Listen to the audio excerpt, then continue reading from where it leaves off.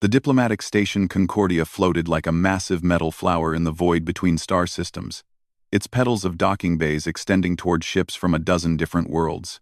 Inside its gleaming corridors, representatives from the Galactic Council conducted business that shaped the fate of civilizations.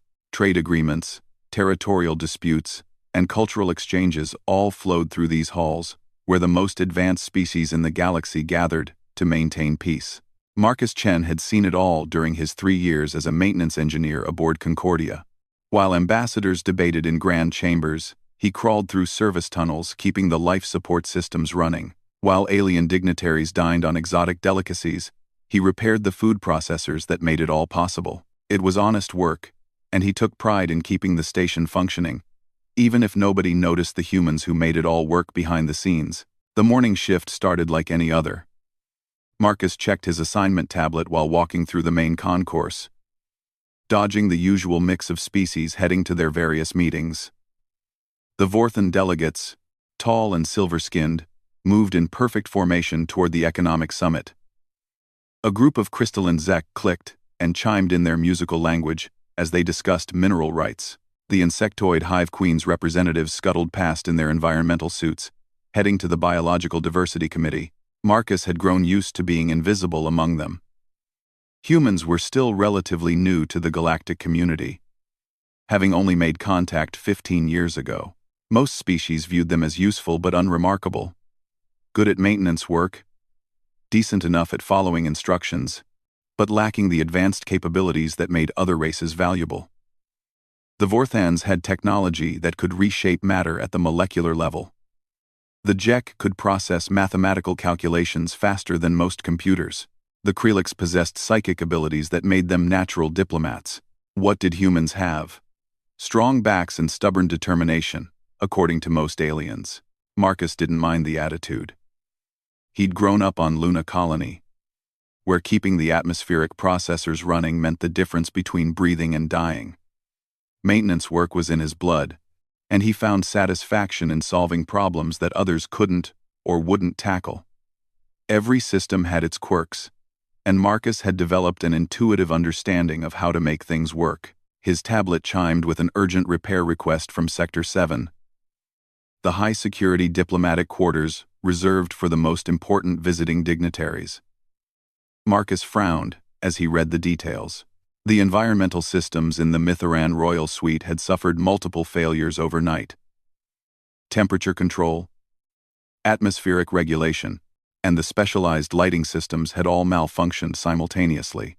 The Mitharans were one of the oldest and most respected species in the galaxy, their civilization spanning thousands of years. They rarely left their homeworld, and when they did, it was for matters of extreme importance. The fact that King Zareth himself had come to Concordia for these trade negotiations showed how serious the situation must be. Marcus took the transit pod to Sector 7, passing through 3 different security checkpoints. The guards, mostly Vorthan security personnel with their advanced scanning equipment, barely glanced at him. A human maintenance worker wasn't seen as a threat to galactic security. When the doors opened to the Mitharan suite, Marcus was struck by the smell. It wasn't unpleasant, exactly, but it was wild and organic, like stepping into an alien forest. The corridor beyond was dimly lit, and he could hear a low, rhythmic sound that might have been breathing. "You must be the repair technician," said a voice in accented but clear Standard Galactic. Marcus turned to see a tall, elegant figure approaching. The Mitharan had the typical characteristics of his species: pale blue skin with intricate silver markings, elongated limbs, and large, luminous eyes that seemed to hold centuries of wisdom. This had to be King Zareth himself. "Yes, Your Majesty," Marcus said, offering the respectful bow he'd learned during cultural orientation. "Marcus Chen, Station Maintenance. I understand you're having environmental system problems?" King Zareth's expression was grave. "More than problems, I fear. Our companion is dying, and your station's systems cannot provide what she needs. We have requested assistance from the Vorthans, but they claim their environmental protocols cannot be modified. The Zek suggest we return to our homeworld immediately, but the journey would take too long." The Krelliks express sympathy but offer no solutions. Marcus followed the king deeper into the suite, noting the failing environmental controls as they walked. The temperature readings were inconsistent. The atmospheric mixture was outside normal parameters, and the lighting systems flickered intermittently. But none of that explained what the king meant by a dying companion.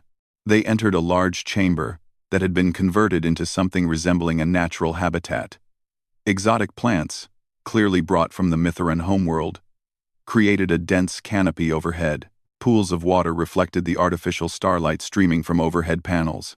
And in the center of it all lay the most magnificent creature Marcus had ever seen. She was easily 15 feet long from nose to tail, with a body that seemed to shift between reptilian and mammalian characteristics. Her scales shimmered with colors that had no names in any human language, creating patterns that hurt to look at directly. 6 legs ending in delicate, almost hand-like paws were tucked beneath her as she lay on her side, but most striking were her eyes, ancient, intelligent, and filled with pain. "This is Lireleth," King Zareth said softly. "She has been the companion of Mitharan royalty for over 800 years.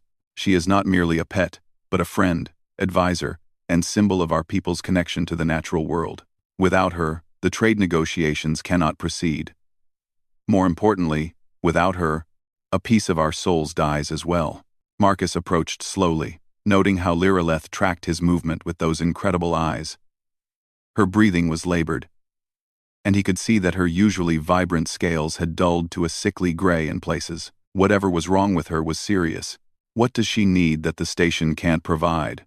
Marcus asked. "The Mitharan homeworld has a unique electromagnetic field," the king explained. "It fluctuates in specific patterns that are essential to the health of our planet's life forms. Lireleth requires exposure to these patterns to maintain her biological functions. The station's environmental systems are sophisticated, but they cannot replicate the precise frequencies our world generates." Marcus pulled out his scanner and began taking readings around the chamber. The electromagnetic signatures were chaotic, nothing like the steady patterns a creature from Mithara would need. He could see why the other species hadn't been able to help. The Vorthan's technology was advanced, but their environmental systems were designed for precision, not the organic variability that Mitharan life required. The Zhek thought in mathematical absolutes that couldn't account for the subtle biological needs of another species. The Krelliks, for all their psychic abilities, couldn't psychically heal electromagnetic deficiency. "Your Majesty," Marcus said carefully, "I need to understand exactly what kind of electromagnetic patterns Lireleth needs. Do you have any recordings or data from your homeworld?" King Zareth produced a small crystalline device. "This contains atmospheric and electromagnetic readings from the royal preserve where Lireleth was born. Every Mitharan ship carries such recordings to maintain proper environmental conditions during space travel. But our ship's systems were damaged during the journey here, and the station's computers claim the patterns cannot be replicated with their equipment." Marcus studied the data flowing across his scanner. The patterns were incredibly complex, shifting in ways that seemed almost random, but clearly followed some deeper logic. No wonder the other species couldn't duplicate them. They were looking for mathematical precision in something that was fundamentally organic and chaotic. But Marcus had grown up on Luna Colony, where the electromagnetic fields from Earth created constant interference with their systems. He'd learned to work with chaos, to find patterns in randomness, to make broken things work again through intuition rather than pure logic. "I need to examine the station's environmental control systems," he said, "and I need to understand how Lireleth responds to different electromagnetic frequencies. Would it be safe for me to approach her?" King Zareth looked surprised. "She is quite gentle, despite her size. But human electromagnetic fields are different from ours. I am not certain how she will react." Marcus knelt a few feet away from Lireleth and activated his scanner. The massive creature watched him with those ancient eyes, and he felt a strange sense of communication passing between them.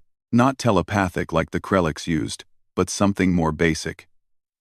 The recognition of one problem solver by another. Lireleth made a soft sound, somewhere between a purr and a song. King Zareth gasped. She approves of you," the king said in wonder. "In 800 years, Lireleth has never acknowledged an alien species like that. She is telling you that she trusts you. Marcus felt a weight of responsibility settle on his shoulders. This wasn't just about fixing another broken system. This creature, this living symbol of an ancient civilization, was counting on him to find a solution that the galaxy's most advanced species had already given up on. He stood up and shouldered his toolkit. I'm going to need some time to study the station's systems and figure out how to modify them. Can you keep her comfortable for a few more hours? We will do everything in our power, King Zareth said, but time is running short. Without the proper electromagnetic environment, her biological functions will continue to deteriorate. The station's medical facilities cannot help her. Our species' biology is too different from what their systems are designed to treat. Marcus nodded and headed for the door, his mind already racing through possibilities. The other species had approached this problem with their advanced technology and sophisticated systems, trying to force the station's equipment to do something it wasn't designed for. But Marcus had learned a different approach to problem-solving on Luna Colony. Sometimes you didn't need the most advanced solution. Sometimes you needed to understand what was broken and find a way to make it work anyway, using whatever tools and parts you could scrounge up. As he walked through the corridors toward the Environmental Control Center, Marcus began to see the problem differently. The other species were trying to create a perfect replica of Mithara's electromagnetic field. But Lireleth had survived in space aboard the Mitharan ship with damaged systems. She didn't need perfection. She needed something close enough to keep her alive until they could get home. And if there was one thing Marcus excelled at, it was making broken things work just well enough to save the day. The Environmental Control Center was a maze of conduits, processors, and monitoring systems that kept Concordia's diverse inhabitants alive and comfortable. Marcus had been here countless times before, fixing everything from atmospheric scrubbers to gravity generators. He knew every system, every backup protocol, and every unofficial modification that previous maintenance crews had made to keep things running. But he had never tried to make the station's environmental systems sing like a Mitharan world. Marcus spread the electromagnetic readings from King Zareth's crystal across his work terminal and began comparing them to the station's capabilities. The patterns were like music, complex harmonies that rose and fell in seemingly random but ultimately structured ways. The station's systems could generate electromagnetic fields, but they were designed to be stable and predictable, not organic and flowing. Unless, Marcus remembered a problem from 6 months ago, when solar flare activity had caused fluctuations in the station's power grid. Instead of fighting the chaos, the engineering team had learned to work with it, using the natural variations to actually improve system efficiency. The electromagnetic interference had been a problem when they tried to eliminate it, but became a solution when they learned to channel it properly. Maybe the same principle could work here. Marcus began mapping out a plan, identifying which systems he could modify and which components he could repurpose. It wouldn't be elegant, and it definitely wouldn't be what the manufacturers had intended, but it might just work. The only question was whether he could build it in time to save Lireleth's life. Marcus spent the next 4 hours knee-deep in the station's environmental control systems, pulling cables and rerouting power conduits, while his mind worked through the problem. The electromagnetic patterns that Lireleth needed weren't just complex. They were alive in a way that no artificial system was designed to replicate. But Marcus had a plan that was either brilliant or completely insane. Instead of trying to force the station's systems to generate the perfect Mitharan electromagnetic field, he was going to make them improvise. By introducing controlled chaos into the environmental processors, he could create fluctuations that mimicked the natural variations of a living world. It went against every engineering principle he'd learned. But sometimes, the best solutions came from breaking the rules. The first challenge was finding a way to make the systems unstable without crashing them entirely. Marcus identified 3 secondary power generators that fed into the environmental controls for Sector 7. By carefully adjusting their output cycles and creating interference patterns between them, he could generate the kind of electromagnetic chaos that Lireleth's biology craved. "Chen to engineering," Marcus called through his communicator while elbow-deep in a power coupling. "Engineering here," came the voice of Chief Engineer Watanabe, Marcus's supervisor. "What's your status on the Mitharan environmental systems?" I need authorization to take 3 power generators offline for modification, Marcus said. And I need to bypass several safety protocols in the environmental controls. There was a long pause. Marcus, please tell me you're not planning to do what I think you're planning to do. I'm going to introduce controlled instability into the electromagnetic field generators, Marcus admitted. Create fluctuations that match the natural patterns from the Mithuran homeworld. That's... Watanabe paused. That's either going to work perfectly or destroy half of Sector 7. You know that, right? I know. But Chief, you should see this creature. She's dying because we can't give her what she needs. And every other species on this station has already given up. If I don't try something, she's not going to make it through the night. Another pause. The Vorthan engineering team filed a report saying the request was impossible with current station equipment. They recommended the Mithurans return to their homeworld immediately. The Vorthans think in terms of precise technical specifications, Marcus said, carefully adjusting a power regulator. They can't conceive of a solution that isn't perfectly engineered. But, sometimes, broken is exactly what you need. All right, Marcus, you have authorization for the modifications. But if you blow out the power grid for half the station, you're explaining it to the diplomatic corps. Understood, Chief. Chen out. Marcus continued working, his hands moving automatically through familiar procedures, while his mind stayed focused on the bigger picture. The electromagnetic readings from King Zeraph's crystal device played on a loop in his scanner, and he was beginning to understand the underlying rhythm that drove the patterns. It reminded him of breathing, or heartbeat, organic processes that maintained life through continuous, subtle variation. As he worked, word of his attempt spread through the station's human crew. Other maintenance workers stopped by to offer help, bringing tools and components they'd scavenged from storage. Sarah Kim from Life Support brought him a box of electromagnetic field modulators that had been sitting unused since the station's construction. Tom Rodriguez from Power Distribution helped him reroute the electrical feeds without shutting down life support to the rest of Sector 7. You really think this is going to work? Sarah asked, while helping Marcus install the field modulators. I think it's worth trying, Marcus replied. Everyone else looked at this problem and decided it was impossible because their technology couldn't solve it. But maybe the solution isn't about having the most advanced technology. Maybe it's about understanding what the problem actually is. Tom nodded thoughtfully. Like when we fixed the gravity generator in Section 12 by making it work wrong instead of trying to make it work right. Exactly, Marcus said. Sometimes the system doesn't need to be perfect. It just needs to be good enough. While the human crew worked on the technical modifications, news of their efforts reached the other species on the station. Marcus became aware of being watched as alien diplomats and technical experts found reasons to pass through Sector 7.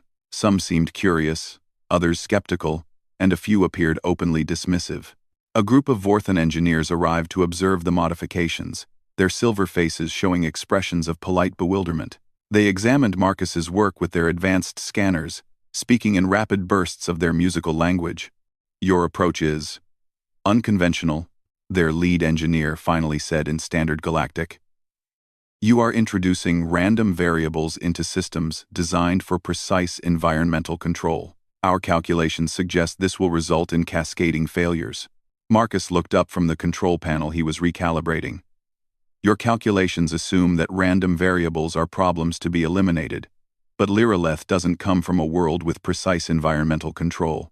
She comes from a living world that changes constantly in ways that follow natural patterns.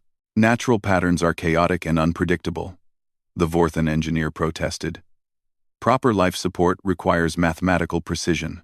Proper life support for Vorthan biology requires mathematical precision, Marcus corrected. But Liraleth isn't Vorthan. She's evolved to thrive in organized chaos, not artificial perfection. The Vorthans exchanged glances and continued their observations in silence. Marcus could tell they thought he was making a mistake, but they were too polite to interfere directly. The Jek delegation was less tactful. Their crystalline forms chimed discordantly as they examined his modifications. This approach violates basic principles of engineering efficiency, their speaker announced, its voice like wind chimes in a storm. The probability of success approaches zero when proper protocols are abandoned. Maybe, Marcus said while fine-tuning an electromagnetic field generator. But the probability of success was already zero when we followed proper protocols. At least this way we're trying something different. Different does not mean better, the Zhek replied. Efficiency comes from optimization, not chaos. Marcus paused in his work and looked at the crystalline alien. You know what's really inefficient? Letting someone die because your optimization algorithms can't account for variables they weren't designed to handle. The Zhek's form flickered with patterns that Marcus had learned indicated deep thought. After several minutes, it spoke again. Your point has mathematical validity, though your methods remain questionable. As the day wore on, Marcus completed the technical modifications and began the delicate process of testing the system. He started with low-power trials, generating gentle electromagnetic fluctuations that wouldn't harm anyone if they went wrong. The patterns were crude compared to the recordings from Mithra, but they showed the same basic rhythm of organized chaos that characterized natural electromagnetic fields. King Zareth arrived to observe the first full test, his tall form moving gracefully through the cramped environmental control center. He examined Marcus's work with the same polite attention he might give to a child's drawing, clearly not understanding the technical details but recognizing the effort involved. The other species have informed me that your approach is highly irregular, the king said diplomatically. That's true, Your Majesty, Marcus admitted. I'm basically trying to make the station's environmental systems malfunction in a controlled way. It's not something any engineering textbook would recommend. I'm basically trying to make the station's environmental systems malfunction, yet you believe it will help Lyrillith? Marcus looked at the electromagnetic pattern displays, watching the chaotic but rhythmic fluctuations his modifications had created. I believe it's worth trying. Your people have lived in harmony with natural electromagnetic chaos for thousands of years. Maybe what Lyrillith needs isn't artificial perfection, but artificial imperfection that reminds her biology of home. King Zareth studied the readouts for a long moment, his luminous eyes tracking patterns that Marcus couldn't interpret. There is something familiar in these fluctuations, he said slowly. Not identical to our homeworld, but reminiscent. Like hearing a familiar song played on an unfamiliar instrument. That's exactly what I was hoping for, Marcus said. I can't recreate Mithara's electromagnetic field perfectly, but maybe I can create something that feels similar enough to help her recover. When will you know if the modifications are working? We need to bring Lyrillith into the modified environment and see how she responds. But Your Majesty, I have to be honest. This is experimental. I've never tried anything like this before, and I can't guarantee it will work. There's also a small chance that the electromagnetic fluctuations could interact with her biology in unexpected ways. King Zareth nodded gravely. The risk of trying is preferable to the certainty of doing nothing. Lyrillith grows weaker with each hour that passes. If your modifications offer any hope, we must attempt them. They made their way back to the Mitharan suite, where Lyrillith lay in the same position Marcus had found her hours earlier. But now, her condition had visibly deteriorated. Her breathing was more labored, her scales had dulled further, and her ancient eyes seemed cloudier than before. Marcus activated his portable control unit, which he'd synchronized with the modified environmental systems. I'm going to start with very low-level fluctuations and gradually increase them until we see a response. If anything seems to make her worse, I'll shut it down immediately. He initiated the first phase of the electromagnetic modifications. The changes were subtle at first. Barely detectable variations in the field strength throughout the chamber. Marcus watched his scanners carefully while King Zareth knelt beside Lyrillith, speaking to her in the musical language of his people. For several minutes, nothing happened. Then, Lyrillith's breathing seemed to deepen slightly, and one of her eyes tracked toward the electromagnetic field generators with what might have been interest. Continue, King Zareth said quietly. Marcus increased the field strength, introducing more complex fluctuation patterns. The electromagnetic chaos grew more pronounced, creating the kind of natural variability that would never exist in a properly engineered system. And slowly, gradually, Lireleth began to respond. Her scales showed the first hints of color returning to their gray patches. Her breathing became more regular and less labored. Most remarkably, she lifted her massive head for the first time since Marcus had seen her, looking around the chamber with growing alertness. "It's working," King Zareth whispered, and Marcus heard genuine amazement in the alien king's voice. But Marcus knew they weren't finished yet. The current electromagnetic patterns were helping, but they were still too artificial, too regular in their irregularity. Lireleth needed something more organic, more alive. And suddenly, Marcus had an idea that was either inspired or completely crazy. "Your Majesty," he said, "I need you to stay with Lireleth and keep talking to her. The electromagnetic fields are helping her body recover, but I think her mind needs something more." "What do you mean?" Marcus was already moving toward his equipment. "Mithuran neural activity generates bioelectrical patterns. Right? Just like humans and most other species. What if I could incorporate those patterns into the environmental field? Make the electromagnetic chaos not just feel like your homeworld, but feel like it's alive with the presence of other Mitherans?" King Zareth's eyes widened with understanding. "You want to add our life signs to the artificial electromagnetic field?" Exactly. Lireleth has been surrounded by the bioelectrical patterns of her own people for 800 years. Being isolated from that might be as harmful as the electromagnetic deprivation. Marcus began recalibrating his equipment to detect and amplify the subtle bioelectrical fields generated by Mithuran neural activity. It was delicate work, requiring him to distinguish between background electromagnetic noise and the actual life signs of King Zareth and his few attendants. But as he worked, Marcus noticed something unexpected. Other bioelectrical signatures were approaching the chamber. Not Mithuran, but recognizable as the life signs of various alien species. The Vorthan engineers were returning, along with representatives from the Zhek and several other delegations. Word had spread through the diplomatic station that the human maintenance workers' crazy plan was actually showing results. And now, as Lireleth continued to improve under the influence of the modified electromagnetic fields, it seemed that the entire galactic community wanted to witness what was happening.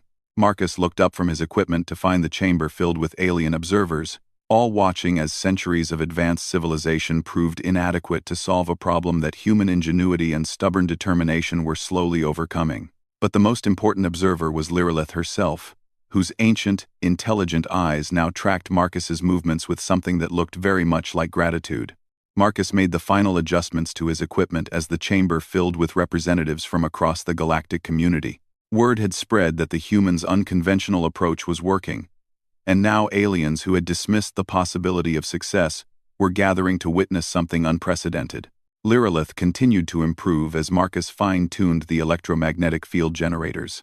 Her scales had regained much of their lustrous color, shifting through spectrums that had no names in human language. Her breathing was strong and regular, and she had lifted her magnificent head to observe the growing crowd of aliens with alert, intelligent eyes. But Marcus knew the real test was still ahead. The current electromagnetic patterns were helping Lireleth recover, but they were still artificial simulations. For her to fully heal, the environment needed to feel truly alive, not just mechanically functional. "Your Majesty," Marcus said to King Zareth, "I'm ready to add the bioelectrical patterns to the field generators. This should make the electromagnetic environment feel like it's inhabited by living Mitharans, not just machines trying to copy your homeworld." King Zareth nodded and moved closer to Lireleth, placing one elegant hand on her massive flank. "She has been alone among alien minds for too long," he said softly. "To feel the presence of her own people again, even artificially, would be a gift beyond measure." Marcus activated the bioelectrical pattern integration, carefully weaving King Zareth's neural signatures into the chaotic electromagnetic field. The changes were subtle, but immediate. Lireleth's eyes widened, and she made a sound that was part purr, part song, part sigh of profound relief. "Remarkable," whispered one of the Vorthan engineers. The creature is responding to artificial bioelectrical patterns, as if they were genuine life signs from her own species. How is this possible? Asked the HFY representative, its crystalline form chiming with confusion. Our analysis indicated that bioelectrical pattern recognition required direct neural interface, not environmental manipulation. Marcus looked up from his controls, sweat beading on his forehead from the concentration required to maintain the delicate balance of his modifications. Lireleth doesn't need a neural interface to feel the presence of other minds. She's evolved to sense the bioelectrical fields that all living things generate. By adding those patterns to the electromagnetic environment, I'm making the whole chamber feel inhabited instead of artificially sterile. A new voice joined the conversation, deep and resonant, speaking with the authority of advanced age. Marcus turned to see a Krelix elder, its tentacled form hovering at the edge of the crowd. The Krelix were the galaxy's most accomplished telepaths, and their opinions on matters of mental and emotional health carried tremendous weight. The human speaks truth, the elder said, its mental voice touching every mind in the chamber. This creature suffers not only from electromagnetic deprivation, but from profound loneliness. She has lived for centuries, surrounded by the mental emanations of her people, and isolation from that psychic environment is as harmful as physical illness. King Zareth looked stunned. You can sense her emotional state? Indeed. And I must confess, neither I nor my people considered the psychological aspects of her condition. We focused on her physical needs while ignoring the mental anguish of separation from her kind. The Krelix elder's mental voice carried notes of genuine respect. The human intuited this need without telepathic abilities, using only observation and empathy. Marcus felt a flush of embarrassment at the praise. I just noticed that she seemed more alert when King Zareth was close to her. It made me think that maybe she needed to feel less alone. As if responding to the conversation, Lireleth raised her massive head and fixed her ancient gaze directly on Marcus. For a moment, human and alien studied each other across the vast differences of evolution and culture. Then Lireleth did something that made the entire assembled crowd gasp in amazement. She extended one of her delicate, hand-like paws toward Marcus, in an unmistakable gesture of gratitude and friendship. In 800 years, King Zareth said in a voice filled with wonder, Lireleth has never offered such recognition to any being outside our species. She is acknowledging you as a friend. Marcus stepped forward carefully and gently touched Lireleth's extended paw. Her scales were warm and smooth, and he could feel the subtle vibration of her purring song through the contact. In that moment, Marcus felt a connection that transcended species barriers, the recognition of one problem solver by another, one caring soul by another. The chamber erupted in excited discussion as representatives from different species processed what they had witnessed. But the conversation was interrupted by an urgent chiming from Marcus's equipment. What's wrong? King Zareth asked, noting Marcus's sudden tension. The power load is higher than I calculated, Marcus said, quickly checking his readings. The bioelectrical pattern integration is drawing more energy than the modified generators can sustain long-term. I've got maybe 2 hours before the system overloads. The celebration turned to concern as the assembled aliens realized the solution might be temporary. Several Vorthan engineers immediately began discussing technical alternatives, while the HFY representatives calculated power redistribution possibilities. But Marcus was already thinking ahead. Your Majesty, how long until your ship's electromagnetic systems can be repaired? My engineers estimate at least 6 standard days, King Zareth replied. Our ship sustained significant damage during a magnetic storm in the Helix Nebula, Marcus nodded grimly. 2 hours of electromagnetic therapy wouldn't be enough to fully restore Lireleth's health, and 6 days was far longer than his jury-rigged system could operate. There might be another solution, said a voice from the crowd.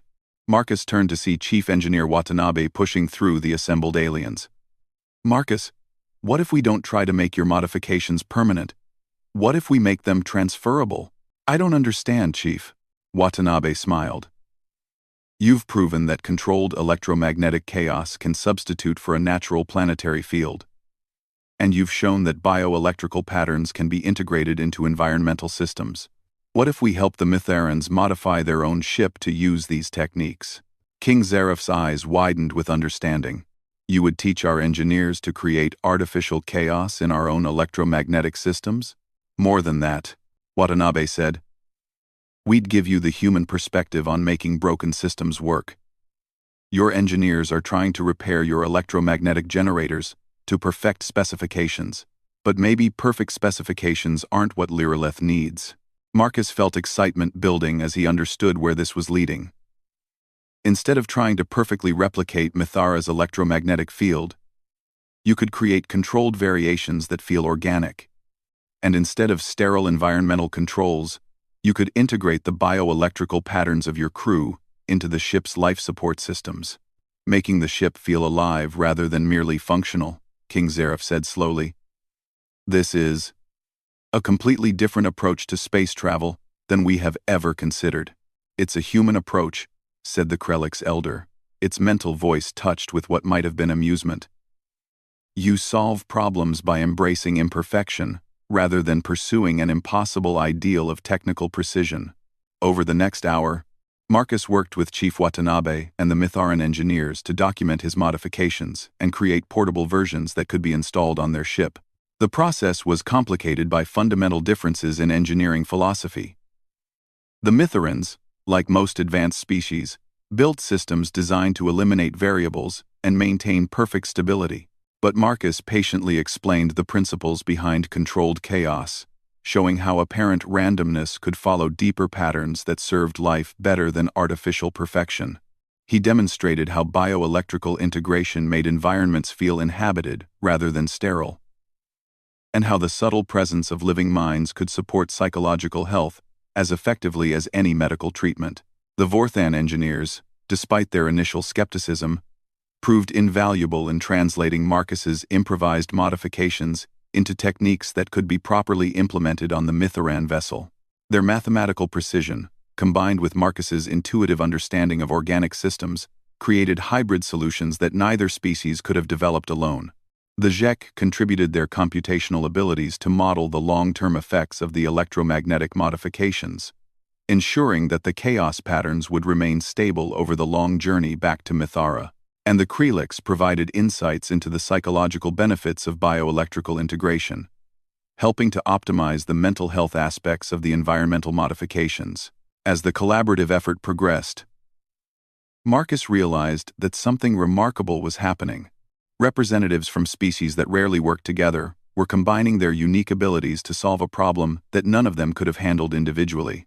Human intuition, Vorthan precision, Zhek computation, and Krellick's empathy were merging into solutions that transcended what any single species could achieve. This is unprecedented, observed the station's diplomatic coordinator, an elderly human woman named Ambassador Chen, who had arrived to monitor the situation. I've never seen such spontaneous interspecies technical cooperation. Perhaps that is because we have never before witnessed a demonstration of how different approaches to problem-solving can complement each other, King Zarath replied. Your maintenance engineer has shown us that sometimes the most advanced solution is to embrace controlled imperfection rather than pursue impossible ideals. Meanwhile, Lireleth continued to recover under the influence of Marcus's electromagnetic modifications. Her color had fully returned. Her movements were strong and graceful, and she had begun exploring her habitat with obvious pleasure. More importantly, she had begun interacting with the various aliens in the chamber, showing curiosity about species she had never encountered before. When a young Vorthan engineer approached too quickly, Lireleth gently extended a paw to slow their movement, then allowed them to examine her scales with obvious patience. When the Zhek representative began harmonizing with her purring song, creating complex musical patterns, she responded with delighted trills that made her scales shimmer with new colors. But it was with Marcus that she showed the strongest connection. Whenever he moved around the chamber working on equipment, her eyes followed him. When he paused in his work, she would make soft sounds that clearly indicated she wanted his attention, and when he approached her directly, she would lower her massive head so he could touch the intricate patterns on her forehead.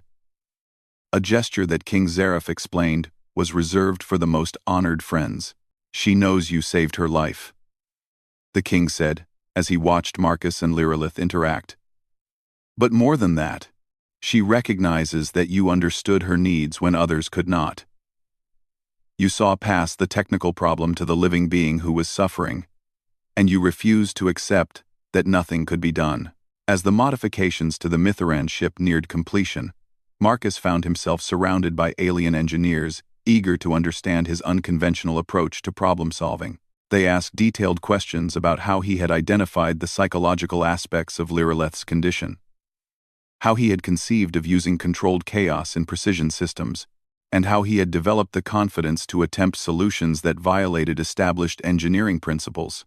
The truth is, Marcus said to the assembled group, I almost didn't try.